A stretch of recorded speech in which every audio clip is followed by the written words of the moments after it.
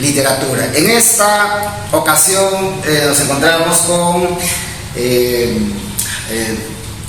Jorge Costilla Torres, el docente de Historia y Geografía, que nos acompaña para tratar un cuento que tiene mucho que ver con tu área, ¿verdad? Con tu carrera. Buenas noches, adelante para nuestros amigos de Red Cultural. Buenas noches a los seguidores de esta red cultural tan importante aquí en nuestra ciudad.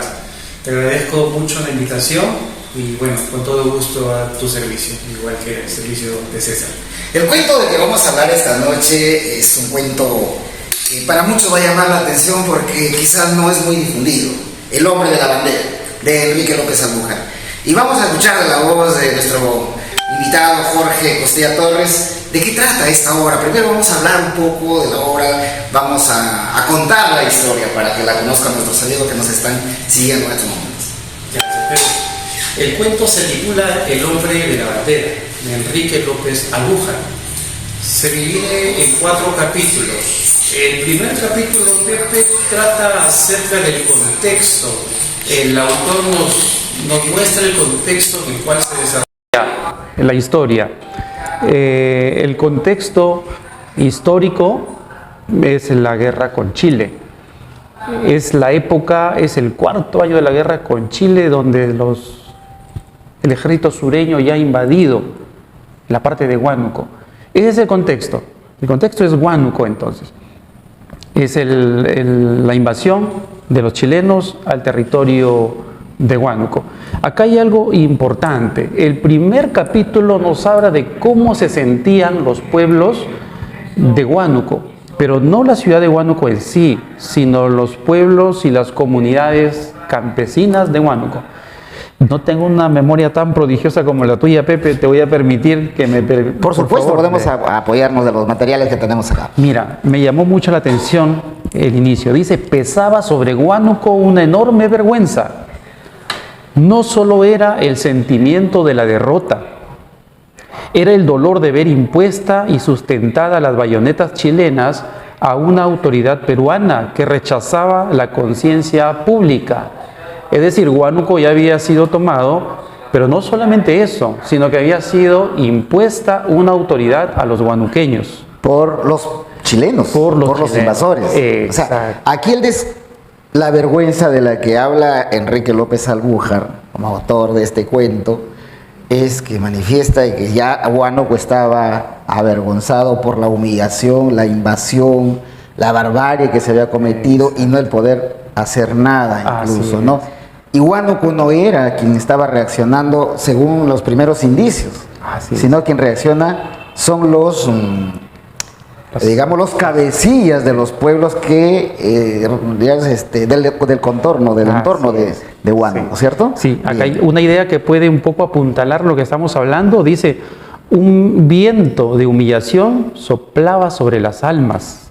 Mira lo que dice, habríase preferido el estado de guerra con todas sus brutalidades, pero un prefecto peruano amparado por fuerzas chilenas era demasiado. Entonces, las comunidades campesinas de Huánuco están totalmente indignadas. Nos dice muy bien que ellos hubieran preferido seguir en el estado de guerra, en la situación de guerra, con todo lo que ello genera, ¿no? Una serie de abusos y brutalidad por parte del ejército chileno. Pero entonces, este primer capítulo, Pepe, nos habla de estos sentimientos de la población de Huánuco. En esta parte también nos habla de que no faltaban los, el autor nos dice los convenidos o los que por conveniencia actúan, ¿no? O sea, bueno, hay una guerra, pero estoy bien contigo, tú eres chileno, o sea, incluso compartían, según relata o sea, eso era la humillación e incluso la impotencia de que todos los peruanos no estaban reaccionando de la manera como sentían ellos. Es el primer capítulo, digamos, si queremos entenderlo de esa manera, porque está dividido en 5 partes. Está dividido en partes, de repente lo vamos a llamar. En la segunda parte empieza a notarse ya la acción de un personaje que en este caso se constituye en el protagonista. Así es. La primera parte termina diciendo, pero en esos momentos faltaba un corazón que sintiera por todos una voluntad que arrastrase a la acción. Entonces esa voluntad, ese personaje es Aparicio Pomares. Aparicio Pomares, él ha sido un habitante de Chupán que ha sido recluido, ha sido insertado a la fuerza en el ejército peruano para combatir con los chilenos. Sigue el cuento narrándonos de que él ha combatido pues en Pisagua, en Tarapacá, en Miraflores, en Tacna, y toda esa experiencia que él ha tenido. Allí Jorge habla como que él fue obligado a ir a defender al Perú, ¿no? Y que más o menos dice que llevé a mi familia, a mis hijos en el corazón, porque da a entender que o sea, como una especie de obligación que ellos tenían que seguir, y es allí donde él empieza a sentir y a conocer lo que era, como que detesta haber ido. conocer la parte esa parte del Perú y donde despierta su sentimiento. Claro que se nota primero una especie de protesta, de descontento, como que me llevaron a la mala. Ajá. Sí, y él termina agradeciendo el gesto de que se le haya insertado, porque al verse inmerso en el ejército peruano va a surgir en él un sentimiento patriota que nunca antes lo había sentido. Quizá fue por obligación, pero el hecho mismo, la circunstancia de la guerra, le va a permitir a él forjar ese sentimiento de nación, ese sentimiento de patria, y termina agradeciendo de que él haya formado parte del ejército. Eso es lo que motiva a Aparicio Pomares volver a sus comunidades, y él los reúne. El cuento nos narra pues que él reúne una... Él hace una convocatoria, exacto, habla del canchón, donde los reúnen en el canchón, sí, ¿no? Donde bajan, él dice donde bajan, ¿no? Se supone... No hay una descripción del paisaje, por ejemplo, como en otras obras que hemos analizado. Acá nos habla del tema del sentimiento peruano, por decir así, ¿no? Sí. Entonces los convoca, ¿verdad? Los convoca y van los habitantes de Ovas, de Pachas, de Chavinillo y de Chupán. Aquí convoca a los caudillos, ¿no? Sí. A los representantes, a lo que llamaríamos a los delegados, quizás, exacto, por llamarle así actualmente, sí, ¿no? Sí. Y son ellos, me parece que, si bien recuerdo, un promedio de medio centenar de convocados. Exacto, sí. ¿Cierto? Muy bien, entonces...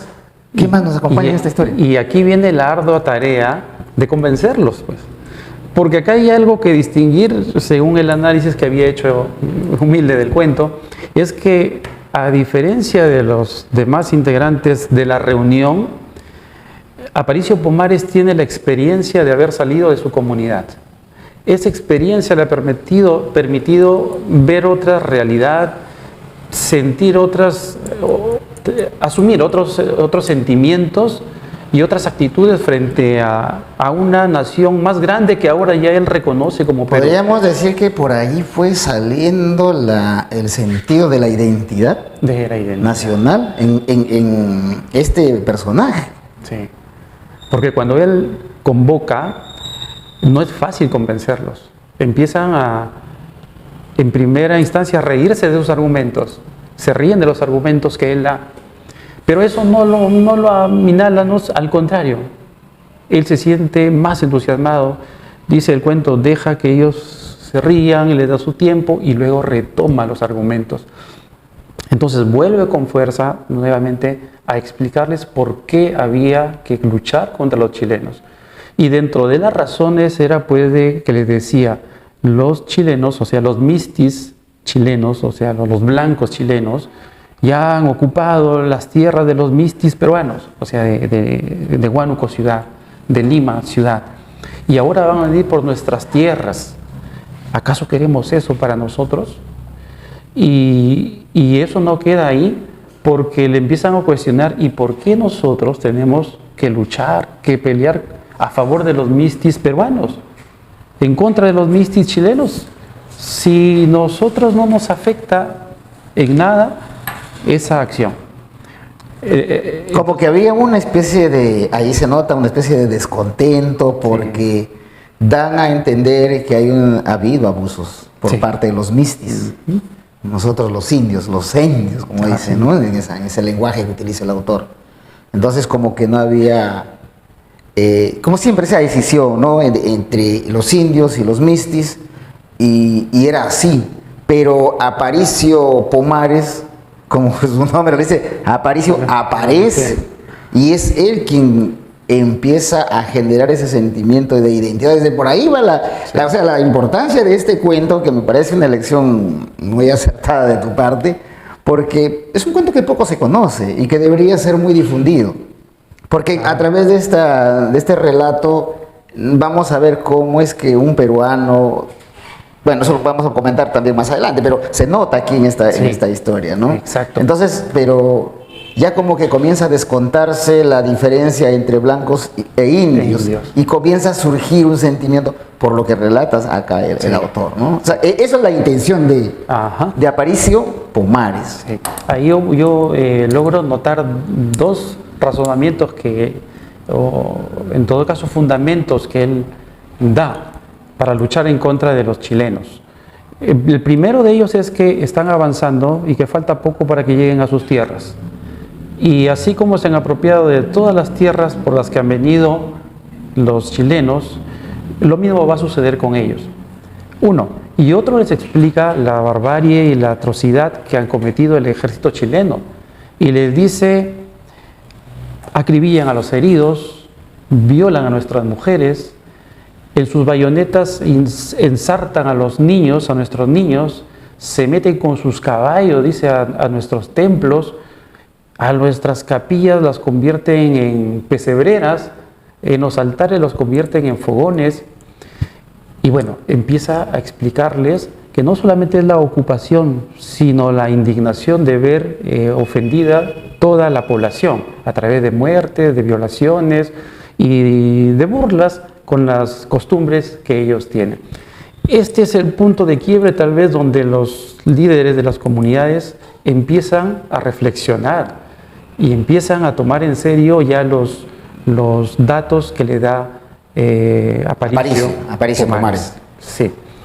Otra experiencia que cuenta, que narra aquí en el cuento, es que Aparicio Pomares les dice pues de que él ha tenido otros encuentros con los chilenos y que los chilenos no son tan valientes como uno piensa, al contrario, dice, son cobardes, porque yo he peleado con ellos en Pisagua y nosotros éramos un puñado, y a pesar de eso les vi la cara de miedo.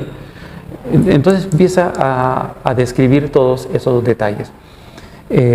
Bueno, finalmente logra... Hay una parte cuando, o sea, eso ya les genera el interés.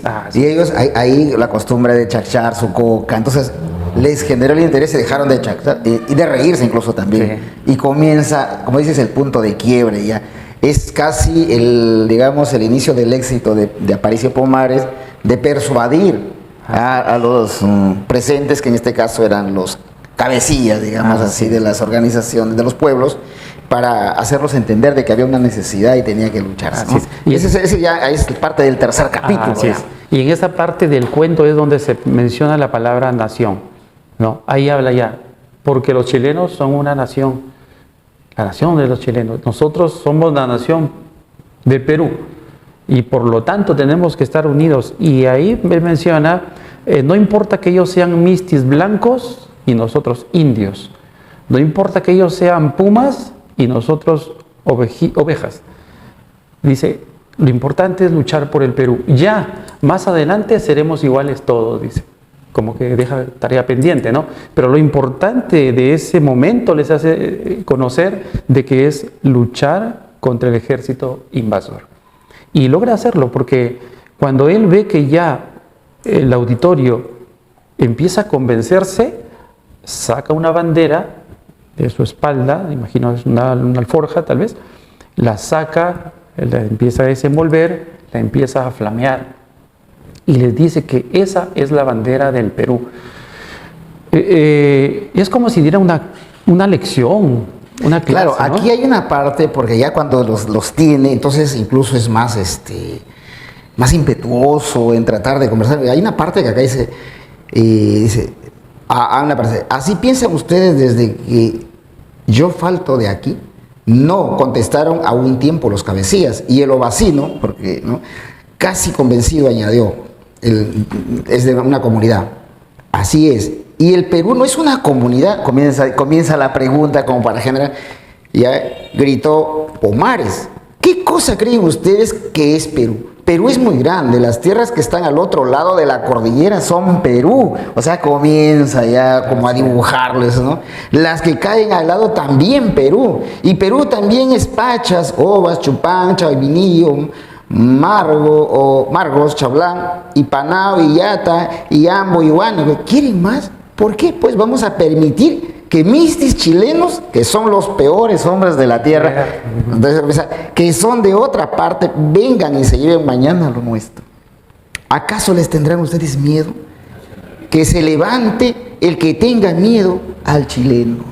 Comienza, esa ¿cómo se llama? Esa arenga para levantar, y ya van cambiando de sus emociones de los mismos presentes allá, ¿verdad? Y la redacción, Pepe, uno lo lee, o personalmente lo leo, y parece que estuviera yo sentado escuchando a Aparicio Pomares. Claro, el autor ha sido, o sea, va de una especie, no hacia, digamos, una flecha que va hacia arriba, pero despertando en el lector esa emoción de cómo el protagonista va logrando la persuasión, va logrando, o sea, despertar la identidad, ¿no? El querer a su padre, el entender, cuando dice algún día seremos iguales. Mira, o sea, ¿qué quiere decir ahí? Subliminalmente hay un mensaje que lo vamos a tener que ir comentando también, ¿no? Exacto. Y luego de ello él besa la bandera, ¿no? Hace una arenga primero, viva Perú, todo viva, muera Chile, todos a Huánuco, y él besa la bandera y todos imitan y hacen el mismo gesto de besar la bandera. Es ahí donde se comprometen en ir a Huánuco, y 3 días después, ya organizados con sus armas muy limitadas que tenían, ¿no? Muy artesanales. Ahí hay una parte, ellos regresan a su comunidad, ¿no? ¿Así es o no? Porque no van los 50, no más. Claro, entonces como que ellos regresan a su comunidad y comienza el preparativo. Se preparan, exacto, se preparan. Y el 8 de agosto exactamente, el 8 de agosto de 1883, ya se dirigen a Huánuco. Entonces, pero es muy interesante ver, Pepe, cómo es que todos salen convencidos y todos regresan a sus comunidades. Eso ya infiero de que hacen esto. Hacen el efecto réplica. Exacto, ¿no? Y se organiza, hay un pequeño escuadrón que va a la ciudad de Huánuco. Y se dirigen y a puertas de llegar a Huánuco, ya los chilenos se dan por enterados, se organizan y empiezan pues a salir al encuentro. Porque prácticamente los sorprenden a los chilenos. Exacto. Que no eran más de 200. No eran más de 200, según nos comenta el cuento, pues, ¿no? El 8 de agosto, acá, Pepe, acá está, el 8 de agosto de 1883, ya estamos en el 4º año de guerra con Chile, ya estamos casi llegando a la parte final de la guerra con Chile. El gran promotor de la resistencia en la sierra es don Andrés Avelino Cáceres, ¿no? Hay un encuentro en Jactay, Pepe nos comenta acá. Pero históricamente esa batalla es real, ¿no? Es una batalla real en la realidad. El autor como que ha tomado datos históricos reales. Históricos, ¿no? Desde que son históricos son reales ahí, ¿no? Y ha relatado su cuento, ¿no? Pero este cuento tiene mucha relación con esta batalla. Coinciden varios datos, estaba viendo, ¿no? Coinciden varios datos históricos. Entonces, el autor sí ha tomado un hecho histórico real y lo ha convertido pues en este bonito cuento. Dice, los huanuqueños en todo pensaban en esos momentos menos en la realidad de una reacción de los pueblos del interior. Al avanzar el enemigo, precipitáronse a su encuentro en oleadas compactas, guiados con melodía de marcha por la gran bandera de Aparicio Pomares. Y en la batalla, en el enfrentamiento, esto resalta la figura de él, ¿no? Él se convierte en el líder, se convierte, no deja la bandera, va de un sitio a otro dando las instrucciones, atacando, defendiendo, pero es el personaje que lidera toda esa rebelión. Dice, y todo esto sin soltar su querida bandera, paseándola triunfal, exaltando a la ciudad que veía en ese hombre y en esa bandera la resurrección de sus esperanzas. Nos da incluso hasta el tiempo, dice, el asalto duró más de 2 horas. Y empezó a las 10 de la mañana. Empezó a las 10 de la mañana. O sea, estuvo terminando más o menos a las 12. Mediodía. Hasta que, habiendo sido derribado el jefe chileno de un tiro de escopeta, sus soldados acabaron por retirarse definitivamente. Históricamente es una victoria, diríamos entre comillas, menor en el sentido de que no se le da el valor histórico, porque fue una gran batalla. Fue un triunfo moral, ¿no? Un triunfo moral y un triunfo patriótico en el sentido de que empiezan estas comunidades a forjarse la idea de nación, ¿no? Siembra él esa identidad con lo nuestro.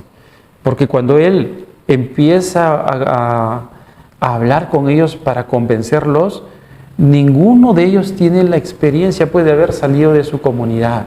Y él les empieza un poco a dar estas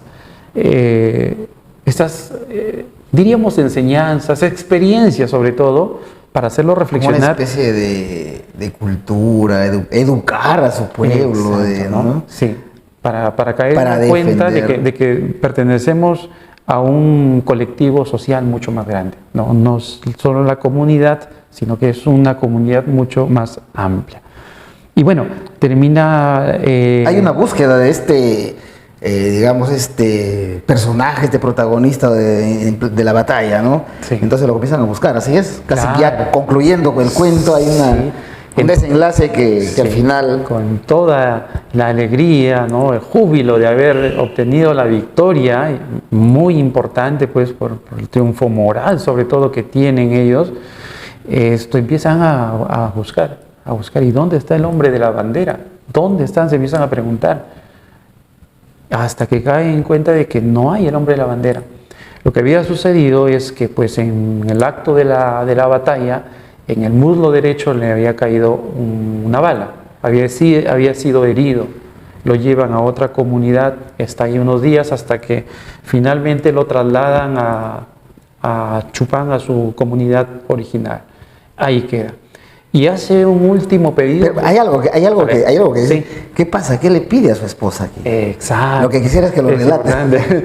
Sí, es cuando ya se forma una gangrena como consecuencia de la herida de bala, y ya viendo próximo venir su muerte, le dice a su esposa que lo entierren, pero que lo envuelvan en su bandera. Envuélvanme en mi bandera, y quería que así lo entierren. Y de esa forma muere. Le dice, ya sabes, Marta, que me envuelvan en mi bandera y que me entierren así. Y así fue enterrado el indio Chupán Aparicio Pomares, el hombre de la bandera, que supo en una hora de inspiración feliz sacudir el alma adormecida de la raza. Y concluye el cuento, ¿no? Con la muerte de Aparicio. Acá como que el autor termina haciendo una descripción, ¿no? Dice, de eso solo queda allá, en un ruinoso cementerio, sobre una tumba, una pobre cruz de madera. Una pobre cruz de madera. Mira, ¿cuánto puede estar significando esta expresión para un personaje que luchó por el Perú, que batalló? Pero míralo cómo lo manifiesta el autor, ¿no? Desvencijada cruz y cubierta de líquenes, que la costumbre o la piedad de algún deudo, ni siquiera de quién, renueva todos los años en el Día de los Difuntos. Imagínate cómo mueren los héroes y cómo son apreciados los héroes y cómo son los verdaderos héroes, ¿no? Podríamos decir que fue su héroe. Aparicio Pomares representa pues a todos esos héroes anónimos, ¿no? aparecen muchos de ellos pues en el anonimato. Bueno, aquí la figura de él resalta, pero así como él hay muchos otros levantamientos en la sierra, muchos enfrentamientos, pero que en varias ocasiones la historia oficial, diríamos, no los tiene en cuenta. Pero es una realidad que se ha dado. Mira, Jorge, y bueno, acá felicitamos a Lidia Reyes, a Layo, está en estos momentos siguiendo el programa, al profesor Ral José Novoa, nieto, a Luis Fernando Nieto, a Héctor Emilio Corrales, a Pedro Miguel Javier Angulo, que están ahí también acompañándonos. Incluso decíamos que es importante que participen también a través de la interactuación, comentando, completando información que tal vez nosotros no hemos podido decir, pero que sería importante, como digo, lo hace más exquisito, claro, esto, ¿no? Y de paso, pues también como que una invitación es una obra literaria, sí, que tal vez está todavía escondido en estos libros y que hay que desempolvarlos y leerlos. Ahora sí creo que haciendo un juicio más que como profesor de historia, Jorge. Claro, Pepe. Hay algunos puntos importantes, quizá unos cuantos por cuestión de tiempo. El tema de la nación. Mira, ahí habla de nación y habla de comunidades. Lo importante de esto es que en el Perú, nos dice Hugo Neira, nosotros estamos formados por muchas comunidades, y decía algo interesante. No hemos logrado los peruanos todavía formarnos como nación, aceptarnos unos a otros, aceptarnos entre comunidades. Y mientras no haya ese paso de la aceptación del uno con el otro, difícilmente vamos a constituir verdaderamente una nación.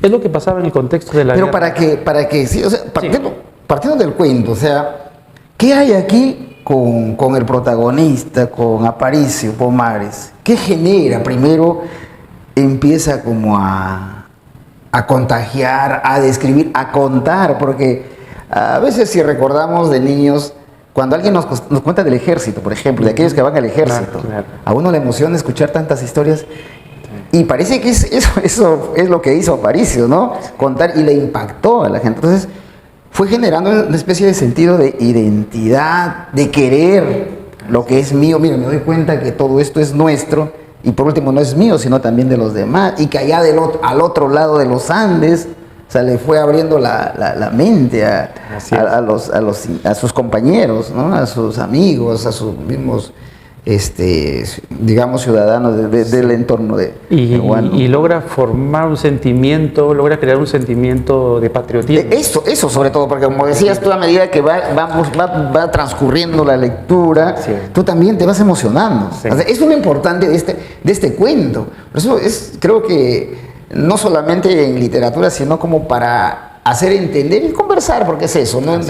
En familia, en el colegio, entre estudiantes, entre maestros, porque esto deberíamos utilizarlo lo más que se pueda. Sí. ¿Verdad? Entonces aquí hay parte, por ejemplo, hace cambiar ese sentimiento, o sea, lo convierte ya en un sentimiento, ya lo que decíamos, lo dejábamos para después, decíamos, ya pues después se hará justicia con nosotros. Miren esa esperanza. Sí. Así es. O sea, hay un reconocimiento que ha habido abuso de los mistis peruanos. Así es, claro. Ya, pero dice, mira, frente a esta situación es una guerra de un invasor que no es peruano, que es extranjero.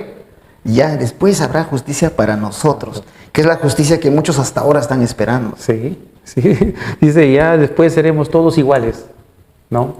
Pero prevalece esa desigualdad, esa injusticia social.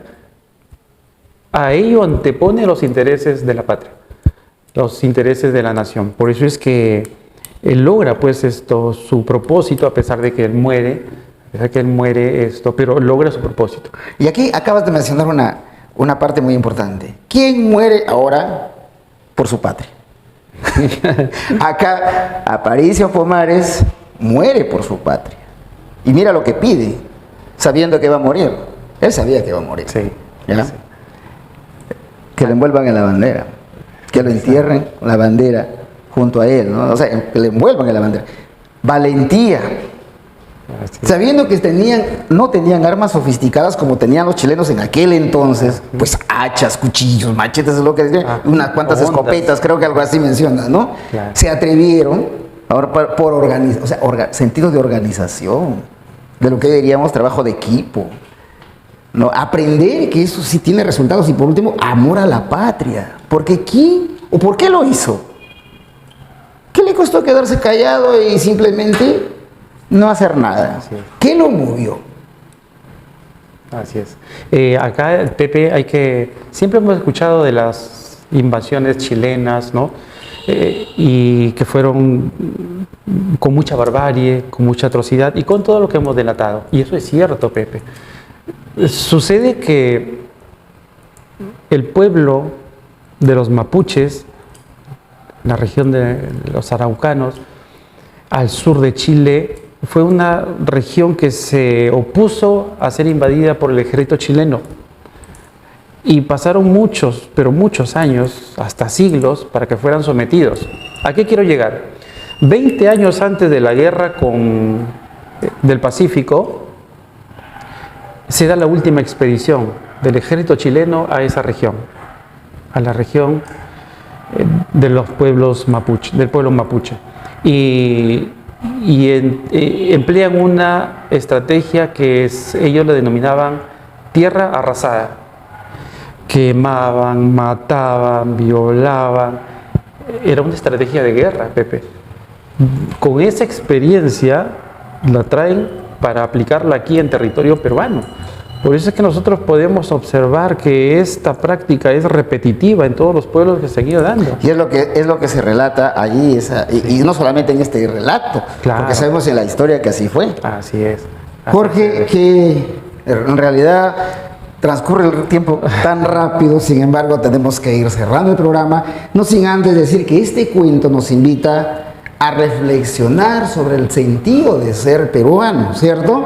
Sobre la necesidad de construir una sociedad más justa, más inclusiva y que no se limita solamente en la muestra o en el compromiso o el patriotismo de repente de celebrar los símbolos patrios, los símbolos nacionales, cuando en el fondo no sentimos esa identidad. O sea, a veces es formulismo y formalismo, Así es. ¿no? Pero lo que falta es esto, que Aparicio Pomares demostró en momentos y que no esperamos una guerra, sino que se necesitan también héroes para luchar por en estas grandes batallas que tenemos que lidiar.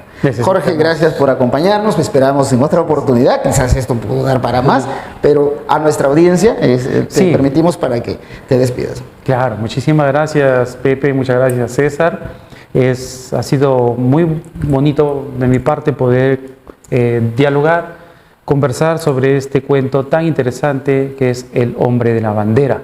Nos invita pues a de Enrique López Albujar, Enrique López Albujar. Por favor, léanlo, es un cuento muy bonito, nos va a hacer sentir cada vez con ese Perú profundo, porque se trata de una comunidad andina, que ahí surge este sentimiento patriota. Imitando a estas comunidades, nosotros también debemos tener una ciudadanía activa, sobre todo, un patriotismo real, de poner nuestros intereses personales y poner por delante los intereses de nuestra patria, que es el Perú. Muchísimas gracias, Pepe. A ti, Jorge, gracias, y César. a nuestro público, gracias a nuestros seguidores. Una vez más, Red C Cultura cumpliendo con su compromiso de cultura. Buenas noches.